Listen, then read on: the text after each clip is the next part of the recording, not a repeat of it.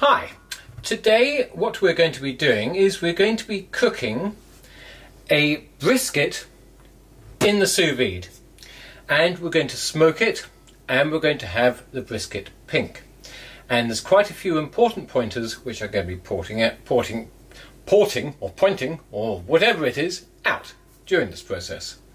Right, I'm going to be pointing out a few things. Now first of all, I've got the brisket here which I've butterflied, and what we're going to do is we're going to be rolling it up just for this matter, just a rough roll. Now the important thing is when cooking in a Thermomix is not to overfill it during sous viding, because if you overfill it, right, two things happen. One, you don't have a very large quantity of water, which means a larger amount of evaporation, and therefore over long cooking periods you could lose water quantity, especially if you're cooking overnight where you're not keeping an eye on it. The other thing is, at the bottom here, which is very important, you've got a paddle that twiddles round. This is called a blade protector, and it's an optional extra from Thermomix, and that will be going round and lifting your product up and down. So it's got to be able to do that easily without the product either jamming against the lid, which it shouldn't do, or being stuck on the sides. Now, on the inside of your Thermomix, you've got a maximum level, right? That is the maximum level of liquid you do not want to exceed. So what we do is we get our piece here, and okay, it's going to be quite a small piece, and this is my piece rolled up a bit, and I check it fits in nicely sideways and vertically. Now vertically it will stick out a little bit too much, but this will go in at an angle nicely. Now one thing we will have to do is make sure that we don't have a giant bag with lots of bits hanging off it. Right, we've got to keep this bag nice and tight to this item. Now to start with, I'm not going to be vacuum packing it at all. I have got a container here which I put in a grate, and I'm going to be putting in my brisket, and it's got to go on a grate. It can't just go straight in the bottom because you won't get the smoke. And you're saying, oh yes, well you could do it in a smoker outside. Yes you can, and yes that'll work perfectly. However, one thing you've got to realise with sous viding is that it exaggerates all flavours. So if you're smoking it, that smoking is going to be, smoke flavour is going to be exaggerated hugely. Right, so to start off with, I put a little lid on this, I switch on my smoking gun, and I light the smoke. Right, and as you can see, immediately it's starting to fill up nicely with smoke.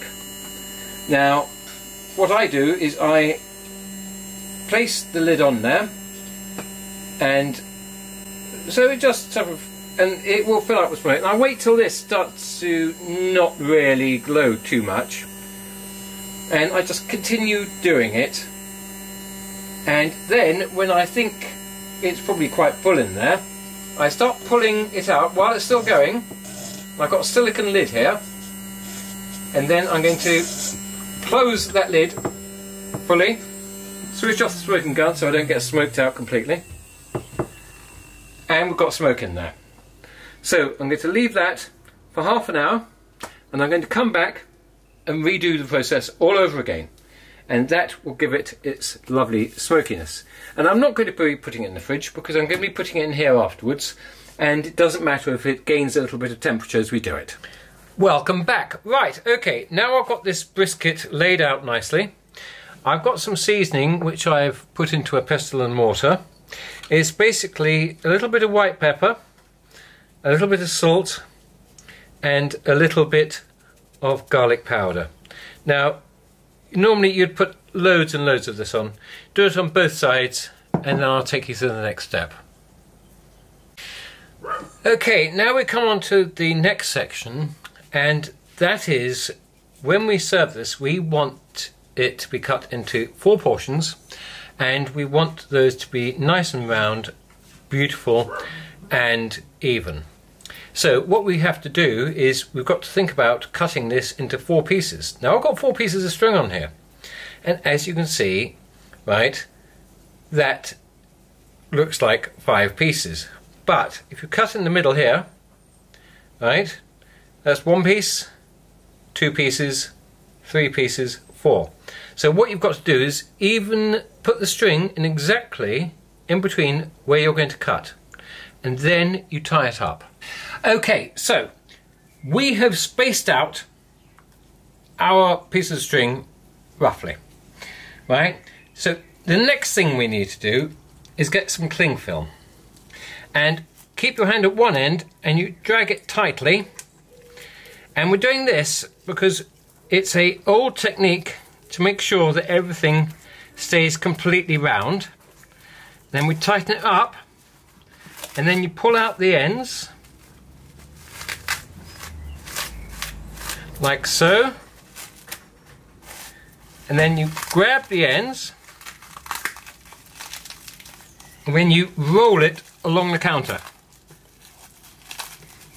trying to get as much air out by pushing inwards as you can, and then you roll and roll, right? Then you get a beautiful shape, and just before we vacuum pack it, we will be cutting these ends off. So we've got a lovely shape here, and when we are ready to serve it, we'll be cutting it into 4 beautiful slices. Right, I'm going to get the vacuum packing out, and I'm going to start explaining that. Okay, now we come to the vacuum packing. Now there's various sizes of bags available, and what you want to do is get one that's the closest to the width. Length does not matter, it can be big. If you haven't got one that's very close, get one that's far, far too big, right? And I'll explain that a bit later. Okay, so I'm going to put this in the bag, and the next shot you'll see is me vacuuming it. Okay, the first bag I showed you, it wouldn't fit in without distorting it too much. So I got a much, much larger bag, and now I'm going to vacuum it, making sure that this is as far at the bottom as I can possibly get it. Now, I put it in my vacuum machine, and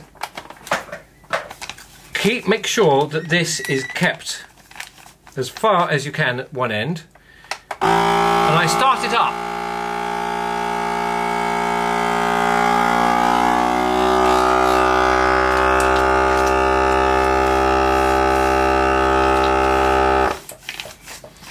Okay, so now it's sealing. Now this is all very important, that you make sure that it hasn't got any large pockets of air, because what will happen is, as you're sous videing it, those pockets of air will expand. Now, okay, that bag is far too big. I really don't care. It has absolutely no relation to what I'm doing. What you do is you pull out the sides closest to the meat until you get it nice and straight. Then you put that back as close up to the heating bar as you can, making sure there's no wrinkles. Right? Then you close the heating bar directly onto that, and you seal it without the vacuum. So what you've just done is created a much smaller bag.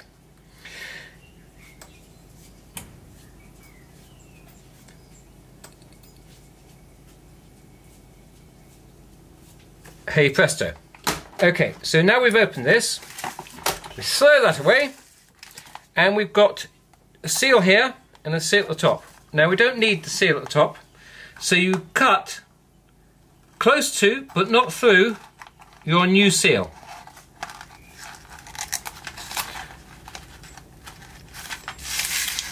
And don't just rush at it, because if you rush at it, you'll cut through the bit you didn't want to. and you might see that you might have a fold like I have here. Now, if it's not letting air in, that means it's been sealed okay. So now we have a small packet which is sealed nicely, and your meat which is nice and round. So now we come to the next bit.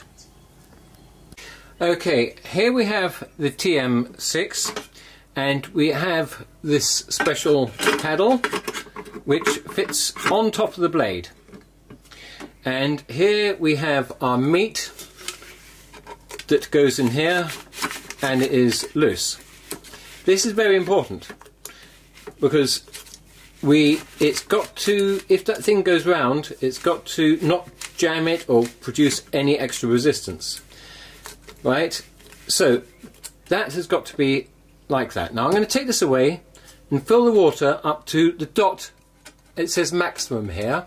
And that's very important to make sure that you do not go over that point. Okay, right. I filled this up to the maximum and no higher. Now, to keep it all working nicely, I'm putting in a slightly heaped teaspoon of citric acid. Right, that keeps everything in equilibrium inside the Thermomix. And it is an important step that you shouldn't skip on. You can use lemon juice, but I prefer to use citric acid. Okay, I'm going to be taking the camera off here, and we're going to be looking at the screen. Okay, so we have the screen here, and I'm just going to increase the brightness. Right, so you go across like so, and you've got your normal menus with lots of extra exciting bits. And we go up, and you will see sous vide. You click the sous vide, and it gives you lots of information. Right, so it says you between 40 and 85 for up to 12 hours.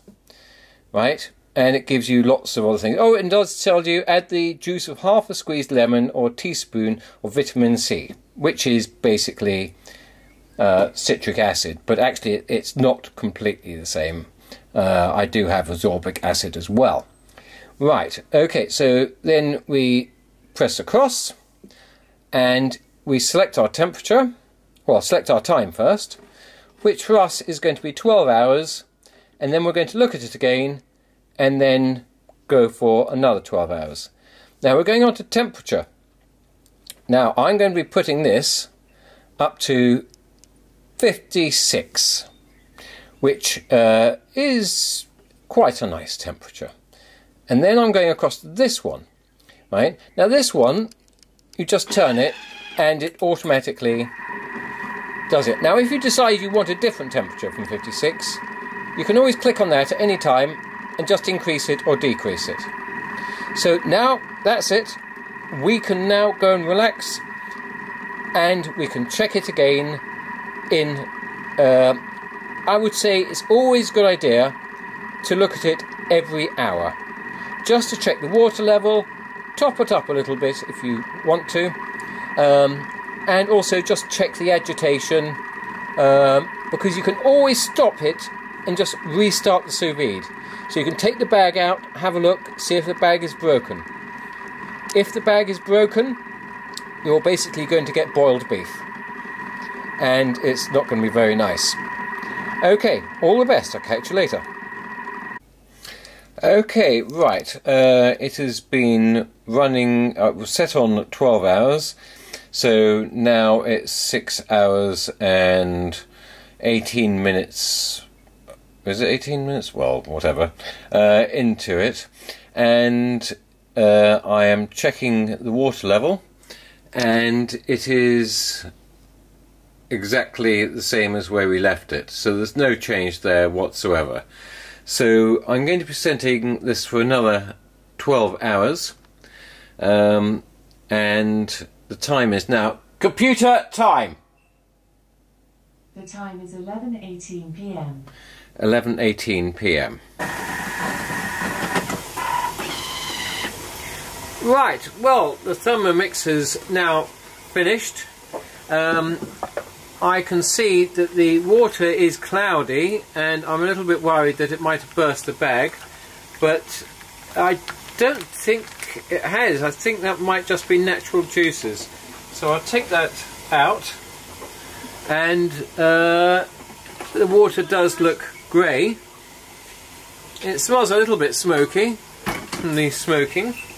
So we've got this piece of meat. I'm going to put it back in just to keep it warm, and then what we're going to do is sort out the Maillard effect, which of course I don't need to explain to anybody because you all know exactly what that is. Right, okay, so we've got the bag here. It seems to have liquid in the bottom, so I'm just going to drain that off first. So we pour that off, and it looks pretty revolting, so that's a good start. And then we take out the meat, and now what I do is I unwrap it. So now it's unwrapped nicely, and what we're going to do now is just give it a quick dry,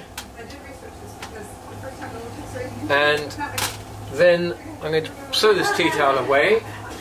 Okay, I'm just putting a little bit of oil on here onto this brisket, and now I'm going to take it out and we're going to proceed with doing the Maillard effect.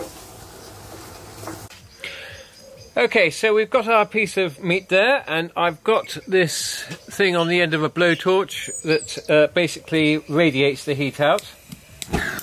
And so I stop that up, and you see it's quite red at the end.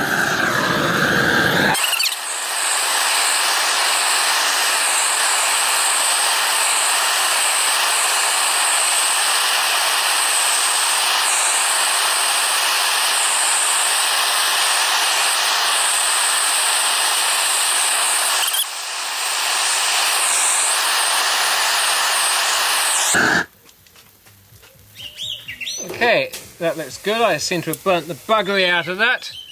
So now we take it inside and we test it. Right, okay, now I'm going to cut this into portions. I'm going to cut it in half first. So that's, so there you go, you can see it's just off pink. Okay, so we've got some zucchini, we've got some twice fried chips, we've got some barbecue beans done in the Thermomix, and a barbecue sauce in the Thermomix. So that is our din-dins, and it could be awful. They probably never Okay, Guy, after your first mouthful of the meat, could I have your constructive criticism, please? So it has a slightly cotton wool texture to it. It's reasonably tender. It's not falling apart like you'd expect a pulled pork or something like that. It's tasty, but I'm not sure that the flavour's gone right through the meat. It's such a slow cooking thing. The predominant flavour is the barbecue sauce, which is absolutely lovely. Barbecue sauce is nice. Right. It's nice. It's okay. But it's not probably worth the effort No. cooking it for 24 hours. Definitely. Right, so overall, not worth the effort. Excellent. Thank you, guys. Well, I think the flavour is amazing. It's the texture that is nice, but I know It's you would see okay. better texture simply on the barbecue. Yeah, now, how come the one in Phoenix was so tender?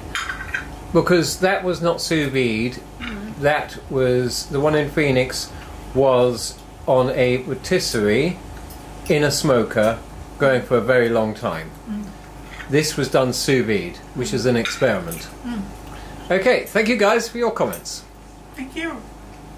Right. Helen, we've got a little bit of an update, haven't we, for that meal? Yes, the Phoenix one was far better. No, a serious update, because you said that you... Some bits of it were very, very succulent, but only the odd mouthful. Okay, so to round that up, I think it's very important to get the right cut of brisket where I just got any old piece, and it obviously had one end which was good and one end that wasn't. I prefer it on the barbecue, please. Smoked for a long time. Like they did in Phoenix. Yes, okay.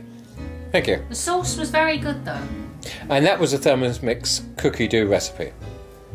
Okay, bye bye.